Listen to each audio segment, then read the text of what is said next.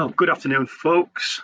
I don't know that you attended this morning's webinar, but back again this afternoon for a webinar on plotting and see we can simplify the plotting. Okay, and just checking all my settings there. Microphone's turned on, sharing the screen. So yes, AutoCAD plotting. Now I get quite a few phone calls from people struggling to get the thing to print out or plot out correctly. And let me just quickly run through a PowerPoint with you. If I go to my folder there and start my PowerPoint. Now this morning it messed up on the screens. I've got twin screens set up here. So I'm still relatively new to all this webinar malarkey. Let's see how we get on. If I go to like that, press that button there, and then I need to switch display settings, swap the slides. Okay, there we go, that's better. That's better. Mistakes learned this morning. Yes, so I'm looking at plotting. Try and simplify it. Once you understand what's going on with plotting, it's relatively straightforward. But it's getting to know what's going on. Now, ideally, all the plotting and printing is all set up in your drawing template files. So when you come to print a plot, it shouldn't be a problem. But if that was the case, I wouldn't need to do my webinar. Right. Okay, a bit about me now. I'll just run through this quick PowerPoint. There we go. That's me. So I've been with the company. My name's Steve Crosing. I've been with the company now since January 1989. So I've been using AutoCAD. Well, I've been with the company now over 30 years. I've been using AutoCAD now for about 35 years. My role with the company primarily is support and training. So if I'm not doing webinars or on-site training or in the offices training, then I'm on support calls. And the rest of this week, I'm on support calls. I was training last week. Was it last week or the week before? But yeah, busy training. But these webinars seem to go down quite well. It's just like free training for you guys. Free training, how about that? How kind are we? And the feedback I get from the webinars is really good. And there's one there, look, from Tom. One of the most useful tips and tricks ever had in a webinar. From Andrew there. Good practical tips there. Saving him time and effort. And then Dominic. The ability to make what might seem as a boring subject into an enthusiastic, interesting, dare I say, entertaining experience. Well, there you go. So yeah, and then I had a training course it was like a couple of weeks ago. So it's absolutely fantastic. Actually imparts some real world information that can be used in industry. So it's not when I'm doing my training courses, because I'm on support, I know the types of issues that you guys get, and obviously the solutions to those issues. So yes, it's all real world stuff, not just learning from an exercise book, as it were. So anyway, so I'm, as I say, and I've worked for this company now 30 odd years. So Greytech, as we call Greytech, offices, several offices around the UK, offices all around Europe and across in America as well, Canada. And as a company, we've been growing all the time. We're growing. Even through last year and this year, we're still continuing to grow. Let me just turn my webcam off. You don't want to be looking at me through the whole of this. Let me just turn this webcam off. Where can I close it off? Turn off your webcam. There we go. That's the button there. I can hear you breathe a sigh of relief there. Not having to look at me all the time. Bad enough I have to look at myself. There we go. So yeah, as I say, we're doing really well as a company. Growing all the time, taking more staff on one thing or another. So get back to the right screen there. So yes, as a company, we're over 30 years old. Our head office is at Brive in France. So yes, but the UK business model is outperforming any other country. So what they're doing is they're rolling out the UK business model throughout other countries, America, Canada, and so on. So the UK business model works really well. And that's just, I mean, through to you guys. You know, they're getting feedback from you guys, and you know, the support from yourselves, keep coming back to us for help and advice and software and hardware. So yes, growing year on year, which is really good. You've got investors investing in us as a company. They've got confidence in us. So yeah, growing all the way through. Over 550 staff, it says there's probably more now, because we've purchased another couple of companies in America, I believe. And there was one in Canada that I know of. We keep getting emails around from the boss saying, oh, another company purchased. And the idea is we're turning these companies around that we're buying, turning them around, rolling out the UK business model, you know, they're taking on staff in these offices. So, yeah, it's all good business all around for folks. And yes, as I say, the customers first. So we're a support company. So training courses, support contracts, you name it. And as it says there, a 98% excellent or good from a customer support rating. I mean, even these little webinars that I do, we're getting good feedback from them. As I say, it's just free training for you guys. There we go. So yeah, why come to us? Well, we can support you all the way through from you purchasing the software, and we add value to the software as well. When you can buy Autodesk software from anywhere, you can buy it online if you want to, but you won't get the backup that you would do through Greytech. And plus, Greytech, we've got software houses out in Romania actually writing software. We produce these Greytech power packs. And these power packs go onto AutoCAD Civil, onto AutoCAD, onto Revit, and they help to automate processes, linking spreadsheets into Revit and that kind of thing. Just doing all sorts of routines. And our users, AutoCAD customers, I'll be careful what I say here. I don't know whether all of the power packs are free of charge, but yeah, these power packs, customers are coming back saying they're really, really useful.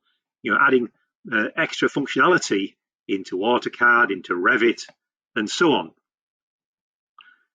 So yes, we'll hold your hands through a project all the way through, from simulation designs all the way through fabricating the goods, as it were, and then managing the data afterwards as well. All this BIM, these BIM processes. We'll come into your offices and help you implement BIM into your portfolio. So helping you manage the software, manage the project. We'll sit there, and our guys will come in and sit on a consultancy basis and help you through your first project, get you off the ground so you know what the score is with BIM. So yeah, there we go. So anyway, with this plotting business, I mean, there are tens of thousands of AutoCAD users worldwide, and you got to be careful. And there's a new version of AutoCAD every year. You've got to be careful that you don't get stuck into a rut and just plod your way through it. Self-taught quite often. And if you don't have any official training courses, it's a bit awkward to try and pick up the new features. You're relying on other people in the office, or relying on the internet and YouTube and that kind of thing, Googling stuff, trying to work out what the answers are. And as always the case on the internet, there's good and bad information. So trying to weed out what's good and what's bad, as it were, and trying to find out what the latest information is. We often run training courses for, update training courses, bespoke training courses, workshops, to get people up to speed and show the new features in the latest package. AutoCAD 2022 is the latest version of the software. Be careful you're not using it like it was in the older versions of AutoCAD. You have to encompass these new features. When you have problems and issues, then you need to know how to resolve them. People have weird and wonderful ways of sort of fudging to get it right, fudging the answer to get it to work, and not necessarily using the right method. So let's have a look at this, and plotting and printing and plotting, trying to make it a bit more efficient, time efficient, and so on. So you're not wasting paper, as it were, doing test plot after test plot, and so on. I'll show you how to maximize your plotting area. So again, that's not wasting your time or wasting another deciduous rainforest gone up in smoke, as it were, wasted paper. And the batch plotter as well. I get phone calls from people, and I've been on all morning printing out drawing files, open, print, close, open, print, close, one after the other. You know, there's a batch plotter in there. It's been in there for donkey's years. Use the batch plotter to send out a batch plot of sheets. You might have a sheet set that goes with a particular project. Again, save that sheet set away, so next time you want to do an issue for that particular project, you just say, right, load that sheet set, 5 copies, press the button, and let it print out in the background. So you can be getting on with something else more useful in the foreground. So yeah, looking at things like checking your paper sizes, your standard scales, resetting the scale list. How many times have you opened a drawing file up and look at the viewport scale list and it's full of imperial scales? I have to go through deleting them all, resetting them all, and so on. I'll show you the quick, easy way to do that. And then checking your sheet sizes, checking your drawing. Is your drawing in millimeters? Is your drawing in meters? Now, it's okay if you've created a drawing yourself from scratch, but what if you've received a drawing from Joe Bloggs Architects down the road there? Are they working in meters or millimeters or centimeters? You need to check these things in order to get the drawing to print out correctly. And then when you go into your plot dialog box, how do you maximize your plotting area? Again, hopefully, whoever has been tasked with setting up drawing template files, that they've done that, maximize the plotting area in your drawing template file. But that doesn't cater for, as I said, drawings, your internal drawings, drawings you get from outside, or old historical drawings potentially. You might have changed your plotter or your printer. The margins are not going to be the same potentially. Previewing your drawings, the batch plotter, page setups, overriding your page setups, because you might have some companies, maybe more historical with this, but some companies will just say, right, take all of these drawing files, we have a drawing register, a hard copy in A3, and all I want is a hard copy of this drawing in A3. And these 50 drawings, I want a copy to go in the book. Simple as that. Doesn't matter whether it's A4, A1, A0, I just need a hard copy of this drawing file.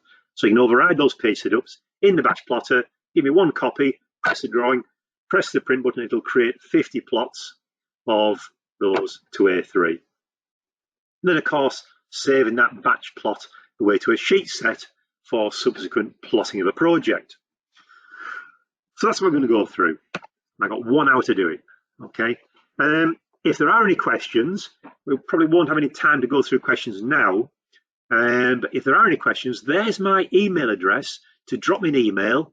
Let me know what you thought of the webinar, or any suggestions for future webinars, if there's anything you're struggling with a bit, with line types, for example, or viewports and viewport scaling, that kind of thing. Well, anything to do with AutoCAD, just drop me an email and I can hopefully incorporate it in a future webinar. Or any feedback, good or bad. I had an email back from this morning's webinar that there's a problem with the sound on this. I'm not quite sure what the issue is. I haven't had time to check it out. The sound was fading in and out.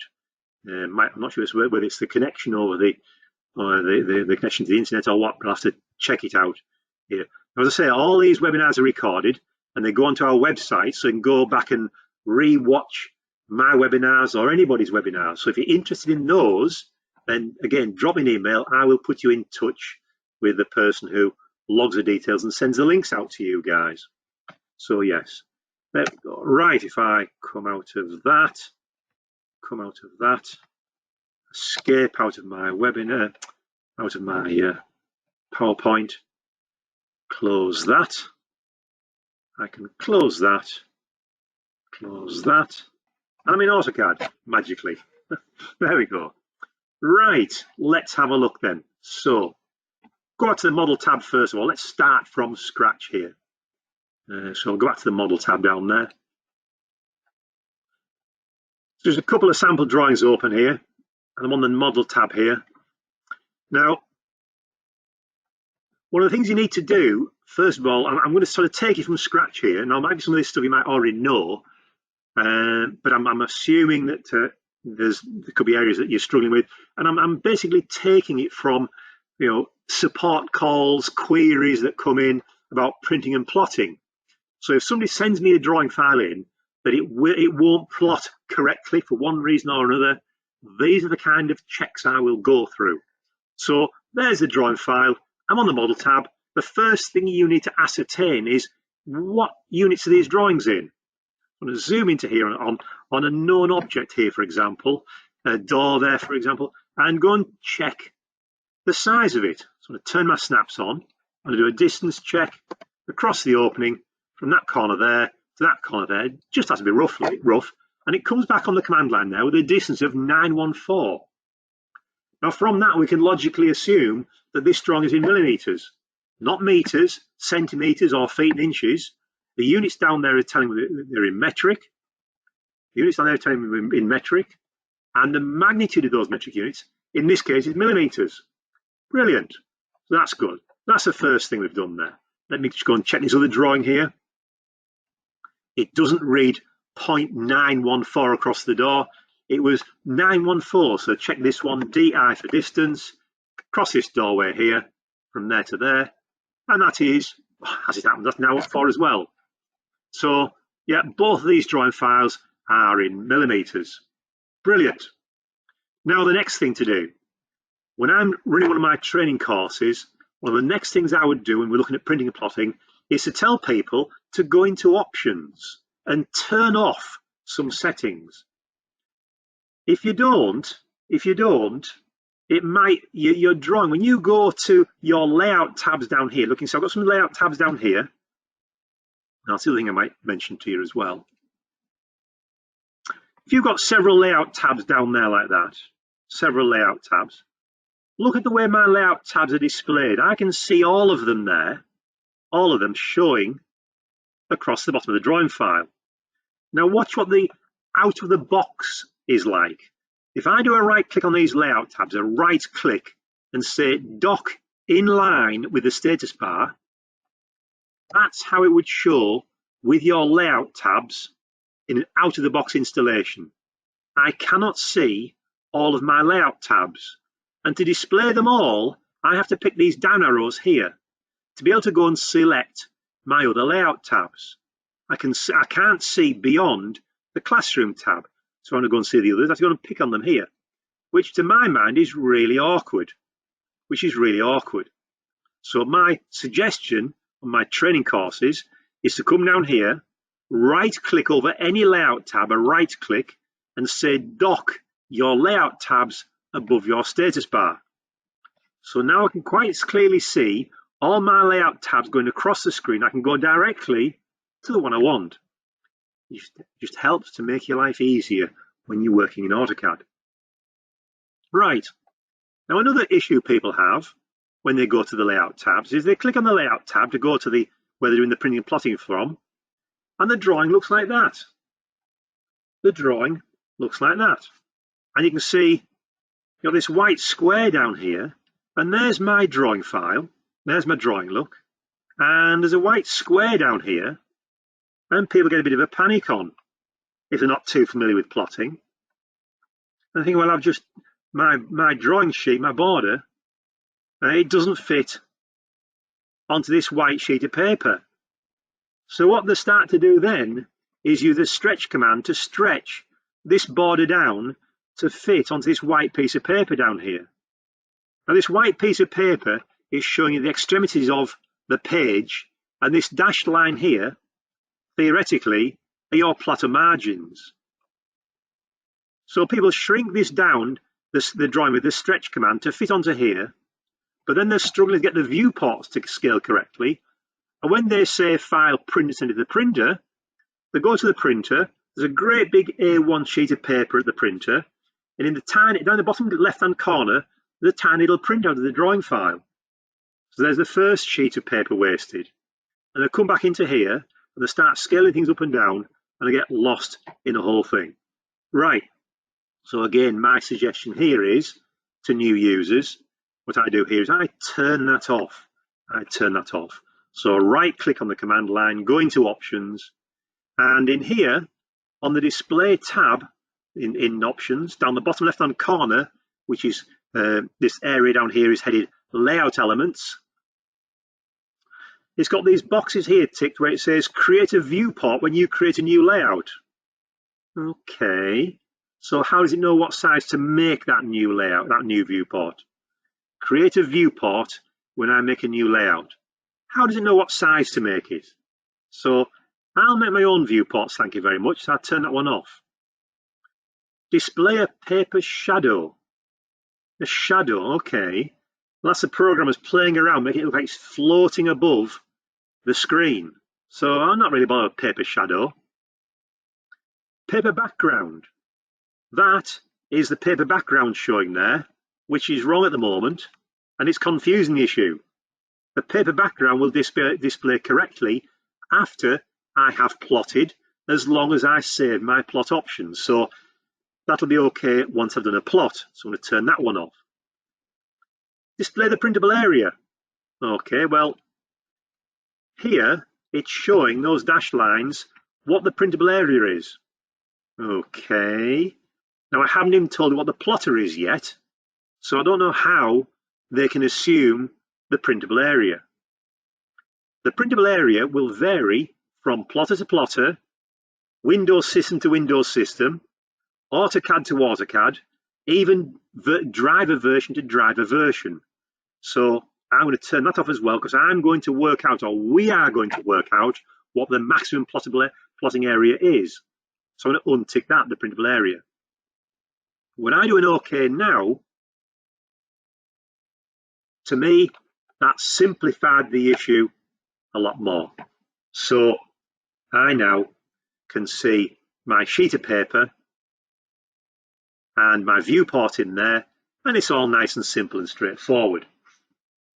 So first of all, I'm going to check, as I'm taking it from square one. You might already know your sheet size, but here, look, I'm going to zoom in. There is no reference there to any sheet size. The only reference I've got down the bottom there is it says it's an A1 sheet on my layout tab down there, look. My layout tab. Okay. So I'm going to go to the building rock M drawing. There we go. And I'm going, now those settings I'd set up earlier on, they are global settings. So turning that off in the options is a global setting. So I'm going to go to the ISO A1 furniture sheet. There's another sheet, look. And I'm going to check the sheet size. Now it does say A1 there, but let's check it. Let's check what it is. And I'm in paper space, look. I'm going to draw a rectangle starting on this corner down here and draw it a full A1 sheet size. So which is 841,594. That's a full ISO A1 sheet size. And there it is. I can see that it matches up with my border there. There's my rectangle I've just drawn. Now if I go to this, if I press escape there and go to one of the other sheets, there's another sheet there, look, and check it on here. So go and draw a rectangle, starting on this corner here, and draw it a full A1 sheet size, 841,594. I can see on this one, somebody has allowed for the plotter margins. There's the rectangle I've just drawn, and there are the plotter margins, look. So that's the plotter margins left to right and top to bottom. So somebody on this sheet has allowed plotter margins, which is great. So when I'm drawing these rectangles, it's not coming as a tiny little rectangle in the corner down there. It's not coming in massive, massive out there somewhere. So I'm quite confident on these drawings that those two sheets there are A1 sheets. Okay, so we've checked the sheet sizes. So I'm happy the drawing size is correct in millimeters. I'm now happy my sheet size is correct in millimeters. Okay, so now we better start checking some viewport scales. So doesn't matter which viewport I go into, but these, if I go into this viewport here, I'll go into the ISO A1 viewport there. Now these viewport scales are applicable to any viewport in this drawing. When I go into the viewport there, look, double click into it, I can see down there it's saying this viewport at the moment, and it's unlocked, which is a bit naughty, but I need to unlock it to check the scales. So I'm going to go and check the scales in here, and it goes up to a maximum scale there. It's got 150. It goes up to maximum scale in this viewport of 1 to 200. Okay, now I might get away with it in this drawing file. Let's just check it. So 1 to 200.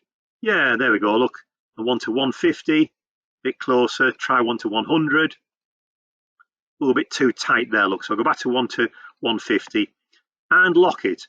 So that's as a known set standard ISO scale on my A1 sheet. Let's go and look at this drawing I received from Joe Bloggs down the road. So in a viewport there, look, go into the viewport. I can see it's locked at 1 to 50. If I, oops, it was unlocked actually, wasn't it? Go and unlock it and have a look in this drawing file. And then what's going on in this drawing file? A whole series of imperial scales. Okay. Now, I don't know if you've seen this before. I do in this one have a mixture of imperial and metric, so it's not too bad. I can probably get away with it in here. But what if you only had imperial scales in there? What if you wanted to go to a scale of 1 to 500 or 1 to 1000 or 1 to 1250, doing some mapping type drawings? Now, yes, I know, and you probably know as well, you can come to the bottom of the scale list here and say custom. You can do this. You come into here and say custom. I can't stretch the box, but you can come down here, look, and start clicking on these and deleting them. Click and delete, and I think you can select several in there at once. Let's try it. Yes, you can look and delete and start adding in extra scales. That's the wrong way to do it. The wrong way to do it. That will only set the scales in this drawing file. What you need to do, if you can't get the viewport scales you require, what you need to do is to set up the scales in your AutoCAD installation. Not a per drawing setup, but in your AutoCAD installation. So it's in options. So back into options. And in options, on the user preferences tab, in there, you can set up a default scale list for your setup. And there you have a metric scale list and an imperial scale list. Now, I would tend to ignore the words metric and imperial, because what you can do here is, I know that some of you guys, you'll have some drawings in millimeters and some drawings in meters if you're doing mapping work. So what you can do is you can have one set of scales for millimeters and another set of scales for meters. So you just get rid of all this imperial stuff in here, get rid of all that lot, shift and delete. You can't delete the ones which are being used, by the way, and add in some metric meter ones and some metric millimeter ones. Anyway, I'm going to stick to millimeters for now. So there we go, look. So I'm going to select 1 to 100 and add in a scale of 1 to 200. Now I'm going to type, that's just a description there, and I'll put the word 2 in just so you can see when we reset the list. The bit that does the work is this bit down the bottom. I'm going to add in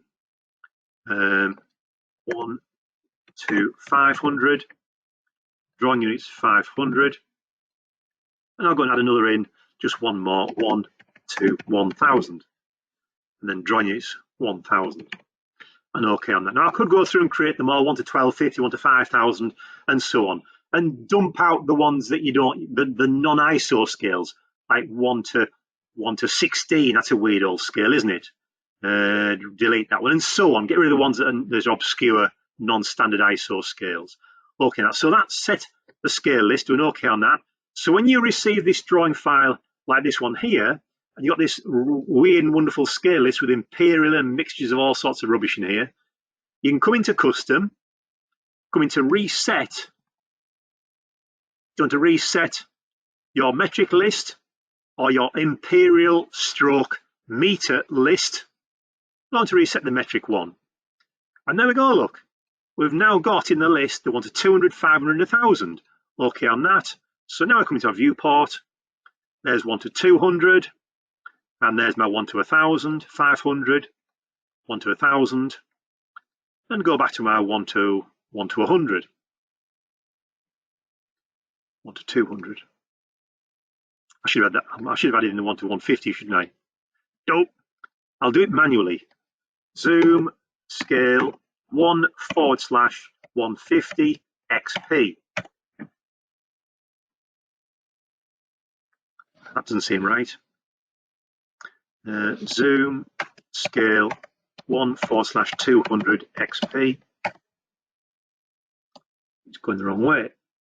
What's going on there? Double click my roller. Zoom. I've never done it this way for donkeys years, so they maybe change the way it works. Scale, 150 XP. Okay, I give in. What have I done? There we go, we'll leave it at that. Right, I'll lock it that for now. I need to reset my scale list on the drawing file. So there we go. So now, doesn't matter which drawing you go into, you've now got the ability to go to, I'll go to this one here because I had some more tabs in here. You've got the ability now to go and set different scales in here. So I go 1 to 50 or 1 to 20, yeah, in any drawing, because that's set on this system now. Okay. Right. So we've checked our sheet sizes, we've got our viewport scale set. Let's now go back to the Building Rock M drawing onto the ISO A1 Furniture Layout tab. I'm going to do a zoom extend so I can actually see some drawing work there. It was about not there. In fact, I'm going to nip into here, custom, and then add it 1 to 100 and add 1 to 150. Then 150 down there, and OK on that. So that's added it for this drawing.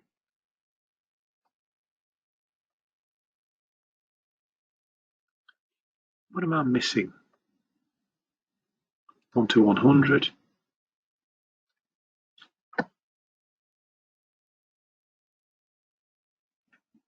One to 50. There must have been 1 to 50 drawing. OK, there we go. Cracking up. Right, 1 to 50 and locked. So let's go to the plot dialog box. Just do a save on the drawing file. Control P to plot. Now it would bring up normally, but I've been fiddling about with the batch plotter. At this point, it would bring up the batch plotter message.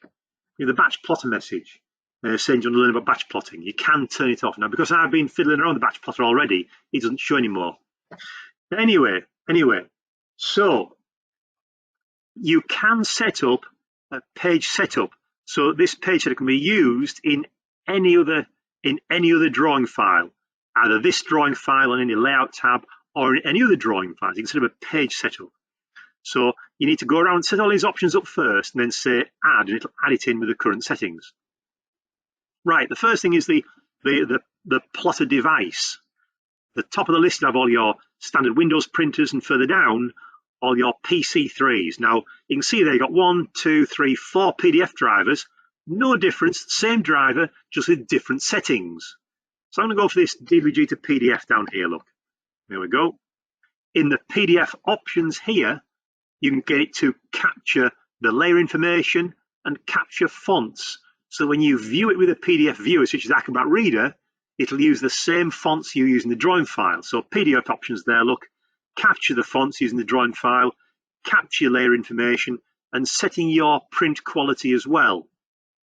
Now, if you were to change anything, and that tick box there, look, is to show the results in the viewer. So as soon as you've done the plot, it'll kick off your viewer, whatever is associated with PDF files in this case, or your DWF files. So that will get you to display or not after it's created the PDF file. So mine is set to create it. So that's the plot device. Your paper size. In here, look, there's your paper sizes. Now, sometimes the paper size will be listed as, you can see in here, ISO A1 594841 or 841594. Sometimes it is listed as A1 landscape and A1 portrait. That's nothing to do with the orientation of the drawing on the sheet. That's that setting over there, look. This is to do with the orientation of the paper as it comes out of the plotter. Okay, so on an A0 plotter, an A1 sheet can come out across the plotter like that, or it can come out short edge first, can't it, out of an A0 plotter. An A1 sheet can come out short edge first, but an A0 sheet, there's the A0 sheet, there's only one size listed, look, because it can only come out of the plotter one way round. So, as I said, sometimes it's listed as A1 portrait, A1 landscape.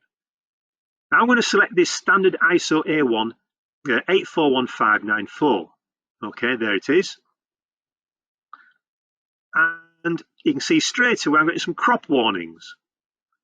Now, at this point, people might start panicking a little bit. Now, in the what to plot, you can plot display, extents, layout, or window. Now, display is to print out what you can see on the screen. So that can vary from plot to plot, so be careful with that one.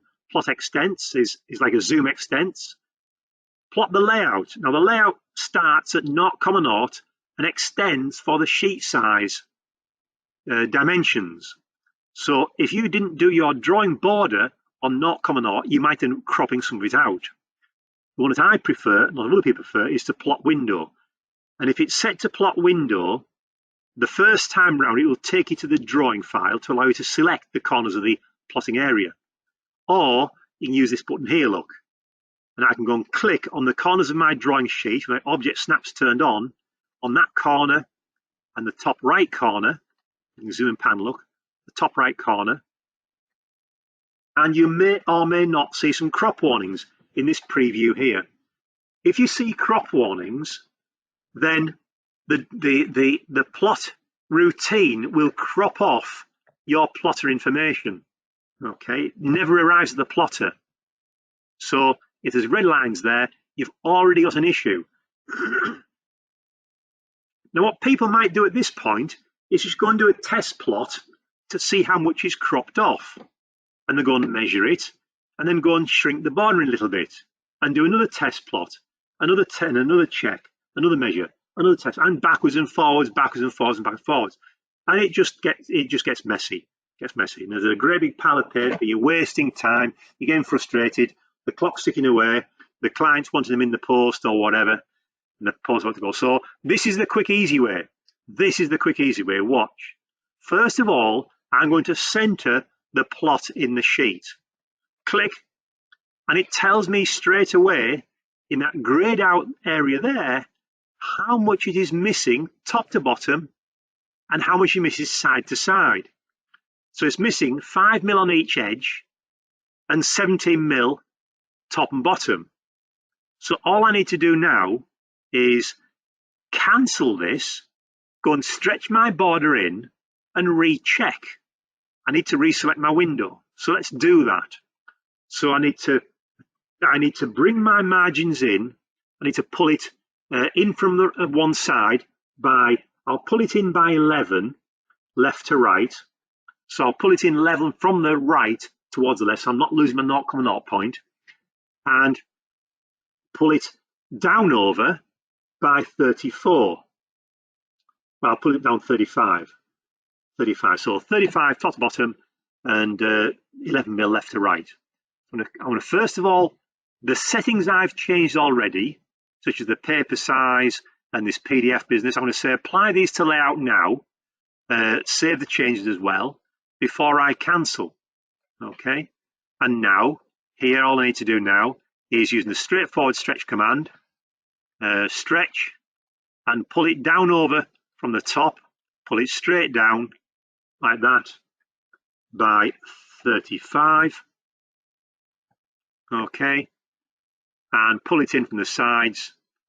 Now if your border's a block, you might have to go into the block editor, and basically this is what you have to do, and pull it in on those sides by 11. Okay, didn't see much change there. So let's do it again. Control P to plot. The settings are already in there.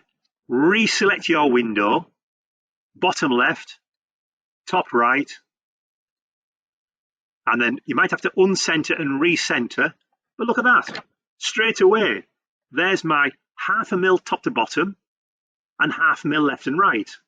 And that's the extra mil I pulled it in all the way around. Sorted. It'll print. Full preview there, look. No paper wasted, no time wasted, and away you go. Right, paper scale. You need to print out your paper at 1:1. Do not say fit to paper. If you say fit to paper, you just trashed all your viewport scales. And all that time you spent setting your viewport scales up to correct ISO scales and setting the scale lists up, you just wasted all your time. So do not do a fit to paper. In paper space, with viewports at set scales, you print out at a scale of 1:1. Okay. Right hand side, down here, you've got your CTB files. Now the CTB files control the output of the plot. Think of it as a color table. And these are the default ones you get with the program. Most companies set up their own. So a CTB file controls, think of it as a color table. The color on the screen sets the color at the plotter, and it can set your pen thickness at the plotter as well. Now your pen thicknesses can be set up by the layer. The pen thicknesses can be set up on the object, and the pen thicknesses can be set up in a CTB file, and any combination of those three. So it can get quite complicated. And I've got at the moment one of the support calls. One of the guys is sending a plot through, and he's getting some great big thick lines on the drawing file, and he can't fathom out why. So I think he sent the drawing file over. So I'm going to interrogate the drawing and find out, is that pen thickness on that particular line set by the layer it's drawn in, by the object properties, or by the CTB file? If it's been set to be an obscure color, let's look at the CTB file. There's the button to edit the CTB file. Now it looks a bit complicated to start with, but these CTB files are pretty straightforward. There are only 3 things to look at. This list here, which is the color on the screen, okay? And then this list here, which is the color at the plotter, okay? And then this list here, the line weight list, which is the line weight at the plotter. So, supposing this guy has a color on the screen that looks something like the color 110. It may be that the line weight for color 110 has been set to something like 2 millimeters wide. So if it's color 110 on the screen, it'll print out using the object color, which is like a greeny color, but it'll be 2 mil wide if he's using a CTB file. Notice the other option in there is to use the object line weight. Now don't forget, the object line weight can be set by the layer it's drawn on, or the object line weight can be set by clicking on a line and saying, make this line 2 mil thick. So that's what CTB files do. Now, if I go right to the top of the list to your standard colors, color 2 is yellow, which is very difficult to see on a white piece of paper. So you can say, if it's yellow on the screen, make it magenta at the plotter. And then the pen thickness plot out using your object line weight. Now, as I say, most companies will set up their own CTB files. Okay, so I just save as on that one there. I'm going to call it Office Standard. There we go, save on that. Then add it to the list. Save and close. And there we go. So it will now appear in the list there. And there it is, Office Standard. Okay, now that is set up on this machine. At the moment, the default location for that plot style table, that CTB file, is on my local C drive. That ideally, along with things like drawing templates, needs to be repathed in your options to the server. So if there is a change to the CTB file, everybody in the office will see it straight away. Right, coming down these other options down here. Got plotting background, you've got plot object line weights. So if I untick that, then you can set the line weights through the plot style table. If I retick that and untick that one, it'll plot the line weights as they are set in the drawing file. So be careful. Now the plot styles takes precedence over the plot object line weights. So if they're both ticked, plot styles takes precedence. But don't forget, in there, you can say use line weights, object line weights, or not. Plot transparency. There's another one with the plotting. If you have transparency set, that's probably another. I think I've already done a webinar on that. But plot transparency. If you have used transparency in your drawing, it will not print out using transparency unless that box is ticked there. And you might be wondering why. Well, why have a tick box there?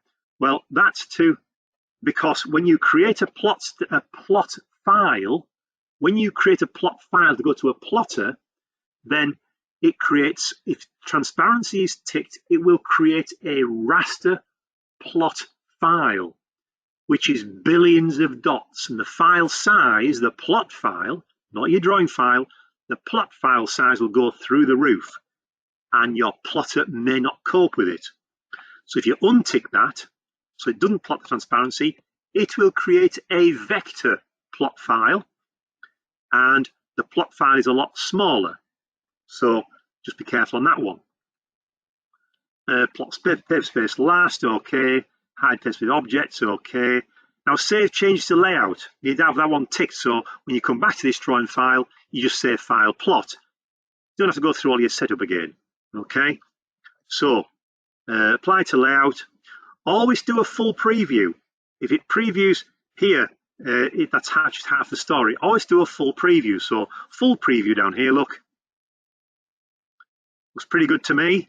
All the colors are showing in there, and if there's line weights set up in the plot style table, the line weight should be showing there as well.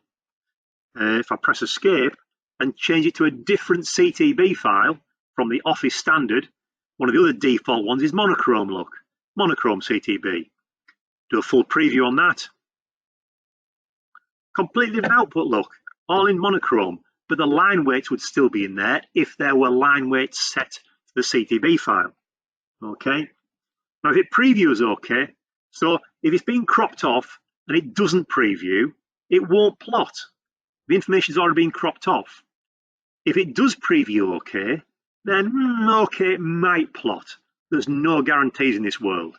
Somebody may have been put a undersized paper or the wrong size paper roll in the plotter, or somebody's been filling the margin of the plotter, so there's no guarantees. But if the information's looking okay on your drawing file here, the information will have gone onto the plotter. That's the main thing.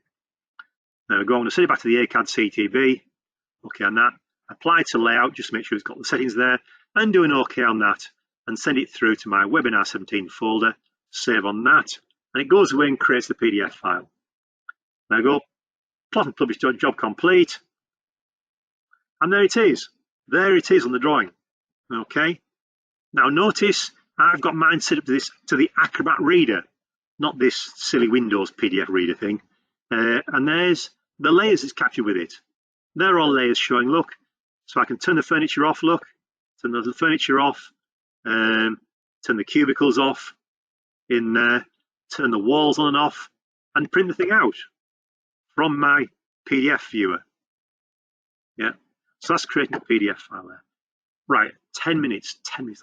I can't believe how fast the time goes with these webinars, honestly. Because I'm used to talking solid for a whole 3 days in my training courses, that's what it is. So if I close that viewer there, so yeah, get your PDFs associated with Acrobat Reader. It's much easier to work with than these Windows printers. Right, what about the batch plotter? The batch plotter.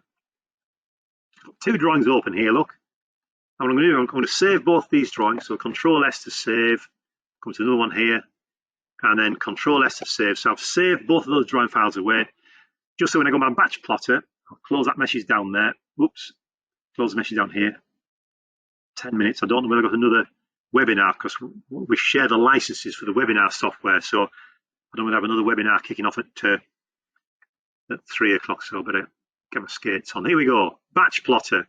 Come down here to print and go across to the batch plotter. Right, now the batch plotter has popped up with the currently open drawings. As it says there, it will automatically load in any open drawings you have. So this is the batch plotter dialog box here, and it lists all of the layouts for the currently open drawing files. Okay, and I can go and add in other drawings which are not even open in AutoCAD. So if I come into here, look, and say I'm going to go and select, pick another drawing file there. I'll pick this M drawing there. If I select it, it'll add it into the list. And there it is, look, the M drawing. So even drawings which are not open in AutoCAD can be added to this batch plotting list. And there's the different sheet sizes, look down there, and it gives you information down here as to what those sheets are. I can remove them from in there. Look, if I select those, I can remove those drawings there. Look, I don't want that one. And also here, look, I don't want to print out the model tabs. I'm going to select that one there, Control, select the model tabs there. I don't want to print those out and remove them from the list. So there we go. I have a list of sheets there. Now at the moment, it's set up to print out to the plotters named in the layout tabs. So these are going to A3s and A2s, to the PDFs, to DBS, or to particular plotters. You know, could be the A4 there might go off to the LaserJet plotter printer, and so on. So if I just say, yep, go ahead and print those out, it'll send them all off to the various plotters. Okay, but it may be that you have a drawing register as well. So yes, if I wanted to have 5 copies of those, you can increase the number there, look, and I do a publish on there, and it will just carry on and print those out to the printers shown on those layout tabs. So they need to be set up and working correct first, of course. And you can save this away as a sheet list. Okay, so that's pretty straightforward. But some companies will want to print out to a drawing register. So I don't know if it happens nowadays or not, but you might want all those drawings to print out to an A3 booklet, an A3 drawing register. So what you can do is you can override the page setup in here, look. Now the page setup is set, look, there it is, look, fit to an A3 PDF. So that page setup is in this drawing here, the college building drawing already. Let me just cancel, I've got time to show you. I probably haven't got time to show you. So anyway, I'm going to set it to this A3 fit to PDF, and I can add that to all of them. Watch, if I select that one, shift and select that one, I can add that A3 to PDF to all of them. There it is, look. So all of those drawings get printed out, fit into an A3 sheet. Okay, I don't want 3 copies, but put it onto 1 copy. And it's going to put into my folder, Webinar 7 folder, and publish. Just let go ahead, and I can save this as a sheet list. So when I want to do another publish of this further down the line, I want to save it away, yes. And I'm going to call this one the new school job. So that new school job, oops, can't spell job, it keeps a drawing sheet list. So I can next time just load the sheet list into my batch plotter. And it goes away and it'll publish this as a sheet list. Just let it trundle through it all. So you can see down the corner there. So while it's doing that, I can crack on with something else. In the corner of my screen there, you can see the little printer working away there. And in my folder, it's going to create this PDF file with those sheets in. Only for time. Come on, 5 minutes. Come on. But yes, you're not having to open, print, close on all of those drawing sheets, drawings one by one. You can be getting on with other things while this batch plot is going on in the background. Okay, so publish job in progress there. It should pop up with a dialog box once it's done. Shouldn't take too long. You should publishing all those to a PDF. Come on, nearly 3 o'clock. There'll be another trainer chomping at the bit. You can do it. So yeah, he just saves having to go through all those sheets one by one. Does all my layout tabs, and obviously you can be selective about which layout tabs you add to that sheet list, and create different sheet lists. There we go. Should be nearly there now. If I go to that folder, let's have a look in the folder, and it's complete. Look at the details, and it gives them all there. Green ticks on all of them. How about that? Perfect. If I close that, go to the folder with my webinar 7, and there it is. I should have given it a relevant name.